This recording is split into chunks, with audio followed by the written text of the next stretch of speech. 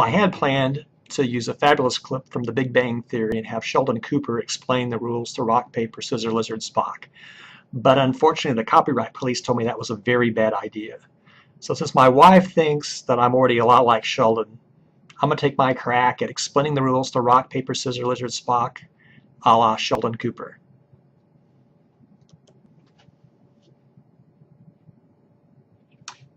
Let's do this.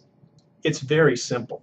Scissors cuts paper. Paper covers rock. Rock crushes lizard. Lizard poisons Spock. Spock smashes scissors. Scissors decapitates lizard. Lizard eats paper. Paper disproves Spock. Spock vaporizes rock. And as it always has been, rock crushes scissors. Yeah. Well, I hope you enjoyed that. I think it'll be no surprise that your mini project for the end of the first week is rock, paper, scissors, lizard, Spock. When we were putting this class together, our first thought was to have our first mini project on income taxes. So I did a little conferring with my focus group at home consisting of my kids, and they were like, income taxes, yuck. Nobody wants to do income taxes. So we watched a lot of Big Bang Theory, and we thought, maybe doing something on rock, paper, scissors, lizard, Spock would be fun. So that's what you're going to end up doing for your first mini project. And the rest of the video, I'm going to just do a couple of things. I'm going to give you a little background on rock, paper, scissors, and then rock, paper, scissors, lizard, Spock. In particular, I'll show you kind of an easy way to determine who wins a game of rock, paper, scissors, lizard, Spock. And then the second thing I'll do is I'll walk you through the process of building your first mini project, both in terms of programming it, and then also walk through actually evaluating your mini project. You're going to have to do peer evaluation here, so I'll kind of get you through that process so you understand what you need to do. So let's go ahead and get down to it.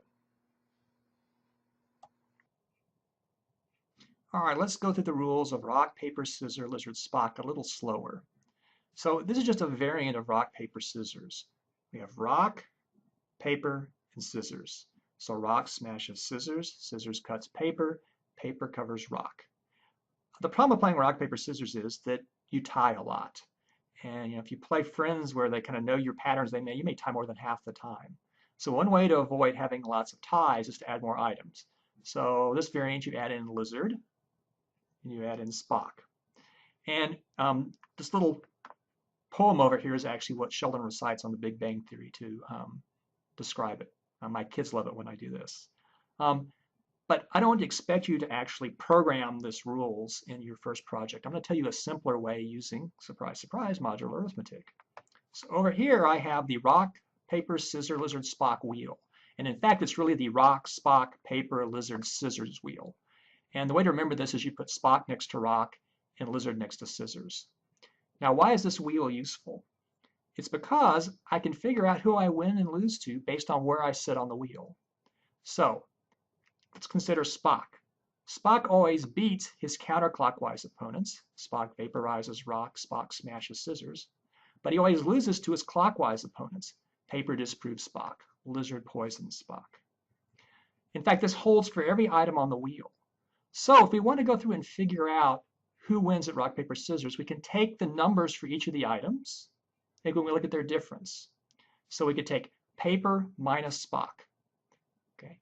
Paper appears to the clockwise, so 2 minus 1 is positive, it's 1.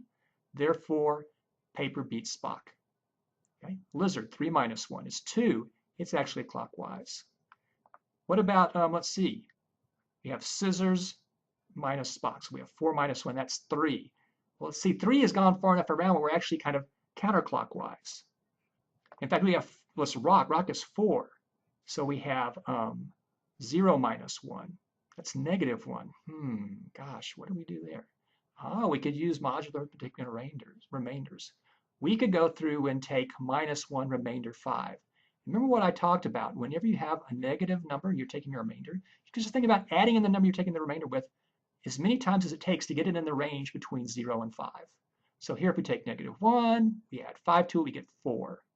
So the rule is really that if you take the first item minus the second, if the difference is 1 or 2, the first item wins. If the difference is 3 or 4, the second item wins. So we'll go and see that in a program template in a second. But this is a simpler way to actually program this up. All you're going to need to do is build an else, else if, else if, else clause, and use a little modular arithmetic. So let's move on to the program template and will be more tangible. Okay, let's walk through building your first mini project. So I'm sitting here in our class home page, and to get to the first mini project, I'm going to click on the mini project link. So this is actually shot during the week 4 of the RICE class that we did to prepare for this. So we have 4 mini projects that have already been assigned. So the first mini project here is Rock, Paper, Scissors, Lizard, Spock. For the first week, we'll probably assign the mini project a little earlier to give you extra time, but in general, the mini projects will go out on Sunday, and they'll be due midnight the following Saturday. Now, that's only part of the process. Once you've submitted your mini project, you'll need to go through and evaluate your peers' mini project. So on the following Sunday and Monday, you'll need to go out and evaluate 5 of your peers' projects, and then once they've evaluated your project, then you'll get a grade back based on their evaluation. So let's go ahead and click Go to Assignment, and we'll take a look at what the first one mini project looks like. So the first thing you'll see here, there are 4 tabs. The first tab is Do the Assignment, so let's talk about what you have to do there. So I provided a description of kind of how to build Rock, Paper, Scissors, Lizard, Spock. This kind of summarizes what you've seen in the previous portion of the video. Down here, I have a mini project development process. I think you'll find it very useful. It'll walk you through the steps of building your Rock, Paper, Scissors, Lizard, Spock mini project. Another thing that you'll find very useful is we have a link here which you can click on. And so this pops up a program template in Code Sculptor for your first mini project. And we'll provide one of these for every single mini project. And it contains a collection of comments that describe what you need to do, and some programs, some function stubs here. You have to build 3 functions to implement this. And there's a bunch of comments that kind of just walk you through how to do this. Now, to actually test your first project, it's not going to be interactive. We're just learning how to program in Python, so we're not going to build anything that's going to require you to read input or anything like that. To test it, we have 5 calls to Rock, Paper, Scissors, Lizard, Spock. Each call uses one of the possible choices. When we run this, your output should print out here over in the console. And in fact, in general, one of the good questions is kind of how do I know if I'm doing the right thing? So there are 2 ways you're going to know if your project is working correctly. So this comment says you need to go back and look at the grading rubric. So let's go back to our project page and look at this, because if you look below here, there's a grading rubric that we've provided for the mini project. This is very important. You need to read over the rubric and make sure that your mini project satisfies the items on the rubric. Once you've actually completed your project according to this, you can take the Code Sculptor URL, paste in this box. When the project is active, this one's not active anymore, there'll be buttons that say Save and Submit. I suggest whenever you get something that's close, simply put it in here and paste and hit Submit. You can submit multiple times. The last one you submit before the project deadline is the one that will actually be assessed.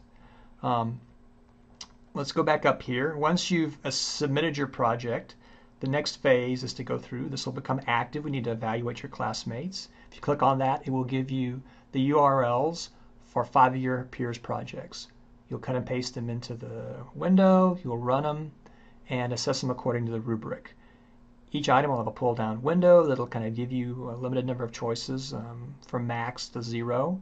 If you don't give your peer full credit, please, there's a box for written comments. Give them some comments that explain what that you didn't like about their implementation. I know it's very frustrating to get back something that's not full credit and get no comments back. So if you want good feedback, you have to give good feedback. Once you've assessed your peers' projects, don't forget to self-assess. You need to self-assess according to the grading rubric. It's often kind of nice to see, well, now that I've seen other people's assignments, what does mine look like in comparison? And then the final thing you can do is you actually see the results of your peer assessments and your own assessment. Now, there are going to be times when you're still trying to figure out if your peers' projects meet the rubric that I gave. So the last thing I'm going to do is I'm going to let you have a peek at my implementation of the mini project. So we'll clear this out here. So my code is actually sitting here. It's kind of hidden over here on the right-hand side. I've used this movable bar to kind of give the console the most of the screen. So if I click Run here, we see the output of Rock, Paper, Scissors, Lizard, Spock. So what we see is this is the first game. We printed out the player choice, we printed out the computer choice, we printed out who won. In the first game we chose Rock, second Spock, third Paper, fourth Lizard, fifth Scissors. If we run this again, the computer should make different choices and different players win. In general, when you're trying to decide if your peer's project meets the guidelines specified by the template, small textual deviations from my implementation here are fine. Large deviations, well, you're taking a chance. I know you want to kind of build kind of interesting, kind of clever things. Build those, put them in the Hall of Fame after the submission period is done. In running through this at the Rice class, I had some of you that had a little Python experience wanted to use the input function to input the player choices. Your heart's in the right place, but don't do it. Week 2, we're going to show you a way using Code Sculptor and Simple GUI to have players enter input. So we'll get to that. That input is actually not event-driven anyway, so it's really not the way we want to do it for this class. I'll be monitoring the forums if you have any more questions about the mini project or have questions about assessment. So good luck. I think you'll have fun doing this project.